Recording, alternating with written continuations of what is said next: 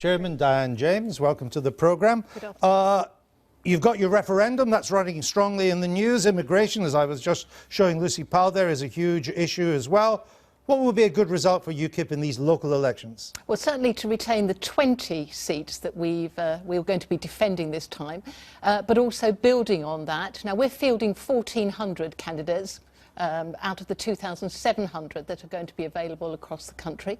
We're also fielding candidates in all of the big assembly elections, so that's Stormont, Holyrood, Welsh Assembly. So you're looking to gain? And the Police Crime Commissioner. So I know where you're standing. Are you looking to gain? Oh, of course we're looking to gain. I mean, you know, we wouldn't be doing anything otherwise. I mean, if you look at, put this in I know you may not like this, in a European context, I mean, populist and anti-EU parties are gaining ground right across Europe. Yep. So if you don't gain ground, there must be serious doubts in this climate about your long-term future. Well, I've just confirmed to you, we are looking to gain ground. We are looking to increase the number of councillors that we've got, as well as membership of all of the assemblies that I've just referred to. The momentum, as you rightly point out, is behind the populist parties, as you called them, but certainly what I would say behind the Eurosceptic parties, because what they do see and they share in terms of issues is the impact, the negative impact that EU membership is having on, particularly, for instance, just trying to plan in terms of infrastructure and other aspects. And yet, when you get a foothold in local government, it doesn't go very well, does it? Look at the first council you've controlled, Thanet. Within 6 months, you had lost overall control. 5 councillors left UKIP, unhappy with the leadership. I mean, it doesn't go that well. You are still just a protest party. We're not just a protest party. The issue that the issue that you're directly referring to, of course, is Manston Airport, which is very, very difficult in terms of the overall plans for that, from not only just the local authority, but also from the county council level. So we don't actually have control of Kent County Council. I'm sure if we had, we could have had a lot more input there. And equally, you know, there is this issue of a local problem and individuals coming into government, no matter how or which party they represent, understanding how slowly sometimes decisions can be reached. But look at Boston Borough Council. You did rather well there in 2015.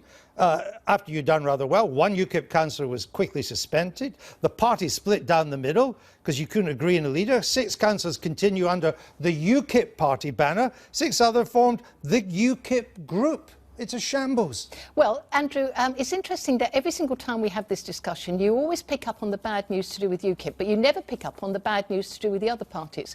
If you just I do when I have that. Okay, but if you know, this morning, for instance, you just reeled off a whole series of very good examples. I'm not going to take those away from you. Okay. But have you raised a single one of some of the councillors, Conservative and Labour, across the country who've had to stand down or been suspended for actually quite serious issues?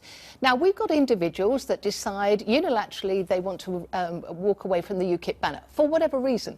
But these issues in terms of individuals who committed, you know, real issues and have been suspended or had to stand down, that's a wholly different ballgame. And I'd like you to be a little bit fair, if you don't mind, in terms of tackling that. As you know, my job is to put the tough questions to each party, as I think we've been doing this morning.